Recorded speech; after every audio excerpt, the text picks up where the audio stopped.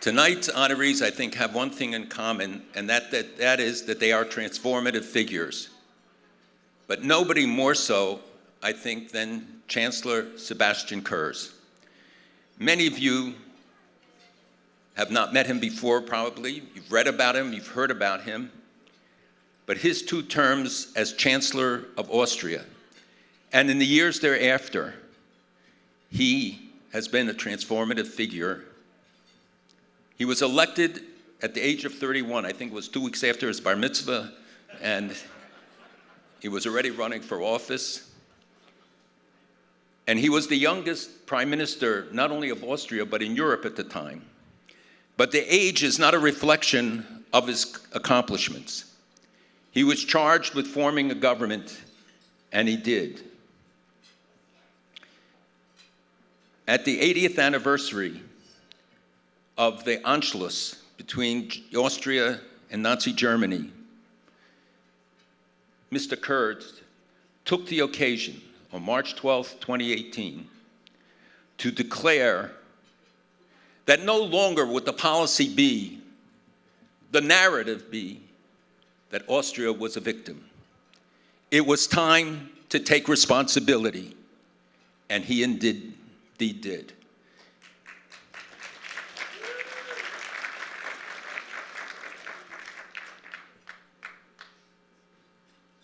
He declared that far too many avoided responsibility. Too many were silent. Too many collaborated. And he confronted them and history.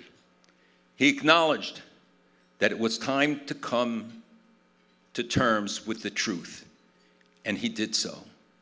Courageously, he pursued the moral imperative of changing the long-espoused narrative that Austria was not responsible, that they were a victim just as the Jews. Denial of reality and responsibility that comes with it. That has changed because of his courageous declarations.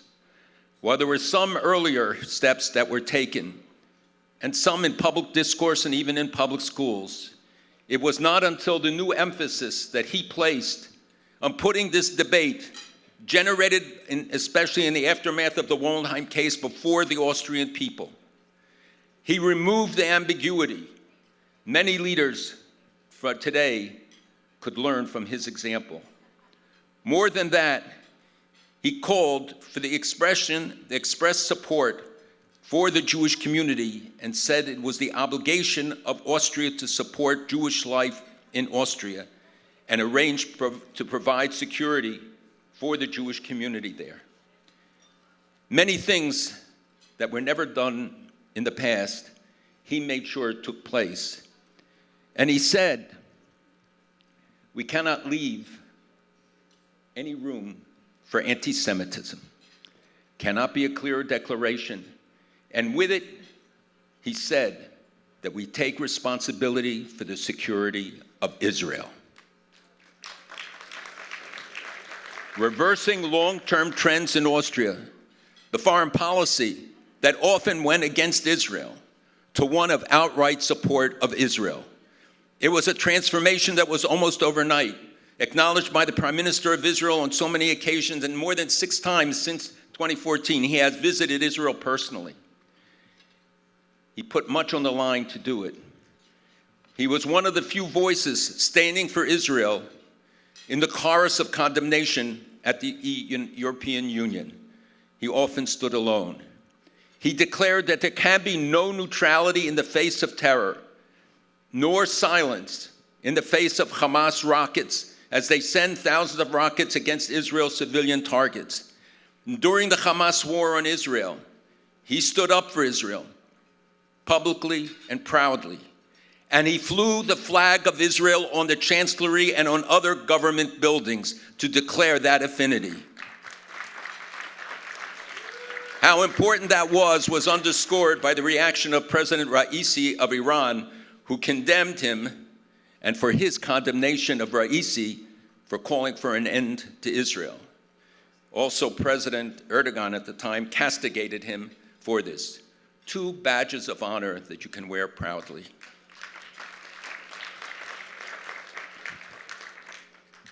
no neutrality in the face of terror. How only we wish that the United Nations today would adopt that policy and we would hear that echo through its halls. Israel's security, he said, is non-negotiable, and he translated those words into action. His approach of zero tolerance for anti-Semitism was manifested in the adoption of the International Holocaust Remembrance Association definition of anti-Semitism by Austria, with its examples, as a clear statement of their commitment to fighting anti-Semitism. He did it in his public declarations to those leaders of the world who did not stand up against anti-Semitism. And it was also manifested in the Austrian parliament. They passed a resolution against BDS, calling it clearly a form of anti-Semitism, and saying and declaring also that Hezbollah was a terrorist organization. I hope the rest of Europe has learned that lesson. So you can see that this is only a brief reference to the amazing accomplishments, the heroic leadership, the dedication to principle that Chancellor Kurz has demonstrated. And it was all the more important and all more impactful given the context and the past history of Austria. His voice continues to be important as he makes clear to the world where he stands and for the causes for which he has fought so hard and so valiantly. Indeed, it's often said, but in this case, it is true to the core, that we are honored to have with us the former Chancellor of Austria, Sebastian Kurz.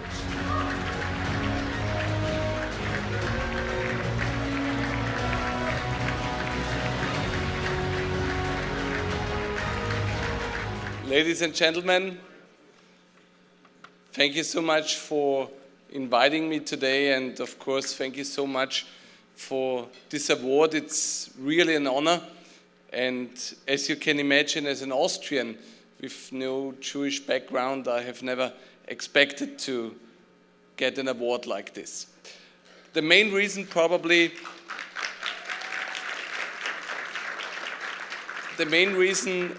why I'm here today is a conversation I had 20 years ago when I was in high school. I had the honor to have a conversation with a survivor of the Holocaust. And as you can imagine, for a 16-year-old, this was a difficult situation. It was not easy to take. It was shocking to listen to this person. But at the same time, of course, it made a long-lasting impression on me. A few years later, when I started to get politically involved in the youth organization of my party, I realized that my generation is probably one of the last generations that has the opportunity to meet directly and to have these conversations with Holocaust survivors. And because of this, I think I decided that we should have not only the responsibility to listen to Holocaust survivors, but also to take these lessons to our hearts. And when I joined the Austrian government, of course, I saw it as my duty to have an understanding for the historic responsibility that Austria and we as Austrians have. And because of that fact, I tried with the whole team to be as supportive as possible to the state of Israel and to fight all forms of anti-Semitism in Austria. Not only the always existing ones, but also the newly imported ones. I would like to thank you for inviting me and for this award. It's really a big honor, and I would like to congratulate the whole team of the Algemeiner for the work you are doing. I think it's not only important for the Jewish community and also for the state of Israel, I think it's important for all of us in our societies. Thank you very much.